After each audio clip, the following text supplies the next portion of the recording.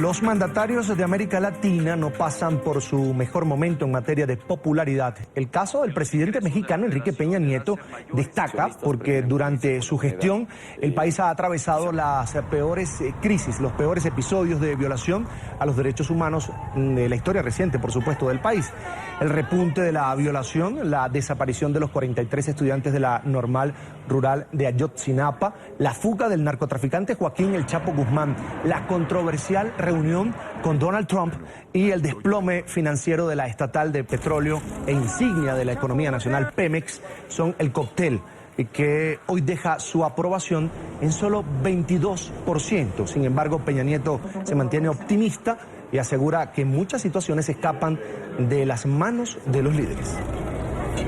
Y estoy seguro que los anteriores presidentes también no han tenido otra misión más que esa, que a México le vaya bien. Nadie despierta, un presidente no creo que se levante, ni creo que se haya levantado pensando, y perdón que lo diga, cómo joder a México. Siempre han pensado en cómo hacer las cosas bien para México.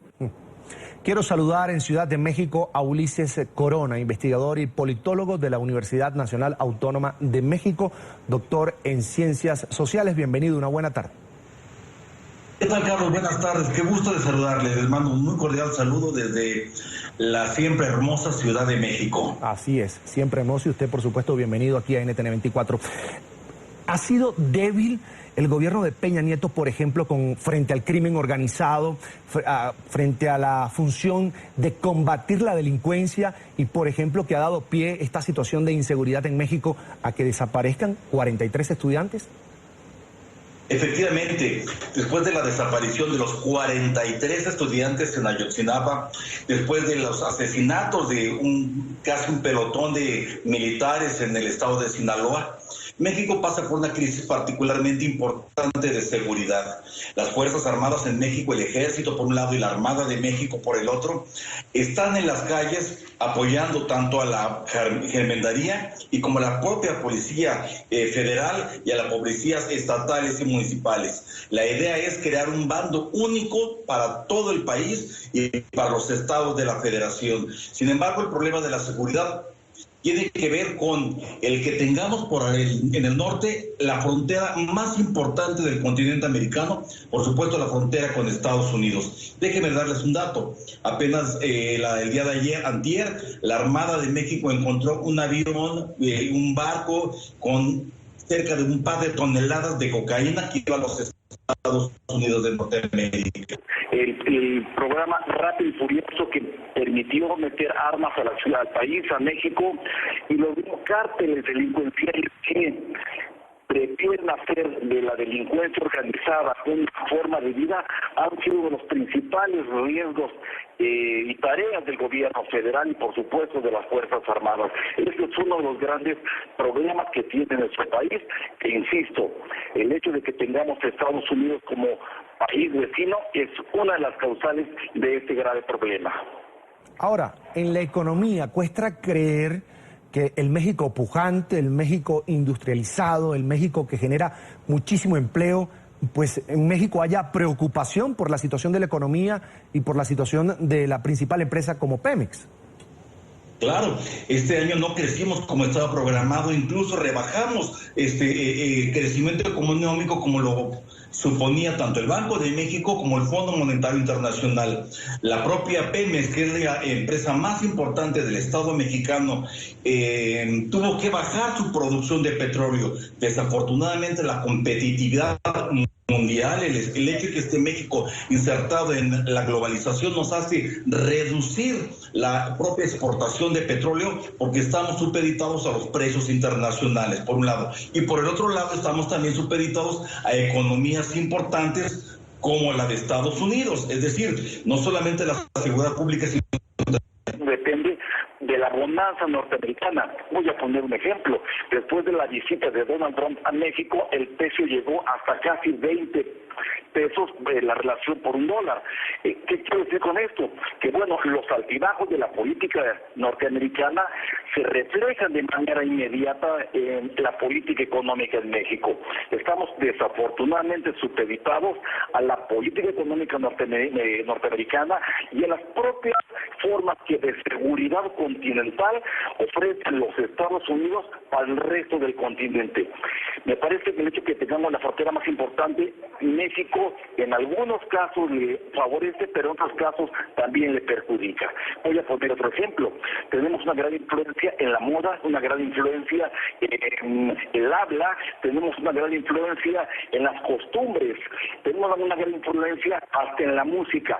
Por eso México se abraza a sus tradiciones, a su cultura, a su idiosincrasia, a su música, a su comida, a sus tradiciones para seguir manteniendo identidad, para seguir conservando la unión nacional y por seguir teniendo la independencia nacional tan cuestionada por depender mucho con los Estados Unidos de Norteamérica. ¿Tiene chance el PRI de recuperar su imagen a pesar de esta gestión mal valorada o en este caso valorada negativamente por el pueblo mexicano del presidente Enrique Peña Nieto? Es decir, ¿es posible que la derecha vuelva al poder en 2018?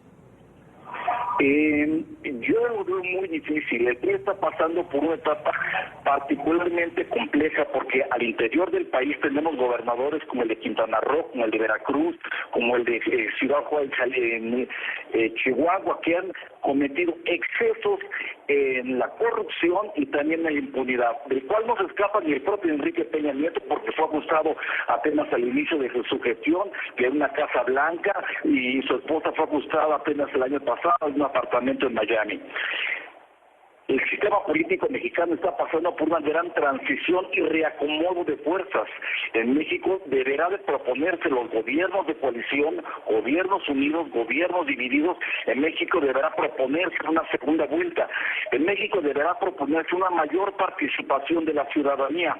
Es decir, si bien es cierto estamos rezagados en cultura política, también estamos rezagados en formación cívica. Sin embargo, México tiene una tradición democrática de derechos humanos muy abierta, muy consolidada. Y son estos tiempos lo que deben de permitir a la sociedad, al Estado mexicano, una relación más afable para que las transiciones democráticas sean afables.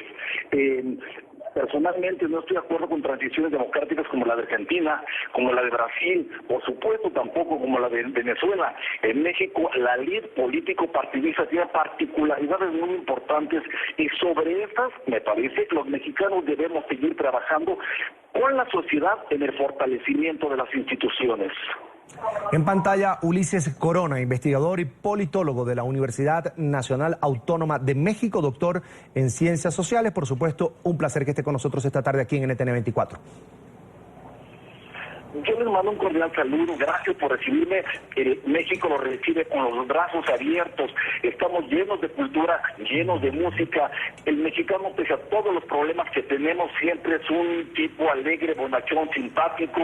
Tenemos playas, tenemos raíces históricas, prehispánicas. Nuestra música y nuestra comida es, sin lugar a dudas, sine qua non en el continente, pero también en el mundo. Yo los invito a que nos preocupemos por lo que está pasando en Siria, la relación de Estados Unidos y la OTAN, China, Rusia. Yo les invito a que nos preocupemos por cómo se va a desarrollar el conflicto en Venezuela, porque en ese contexto multinacional los Estados Unidos deberán de tomar acciones, decisiones y definiciones que nos afectan a los mexicanos y me parece que al resto del continente. Y sobre todo ello me parece que también tenemos que seguir discutiendo.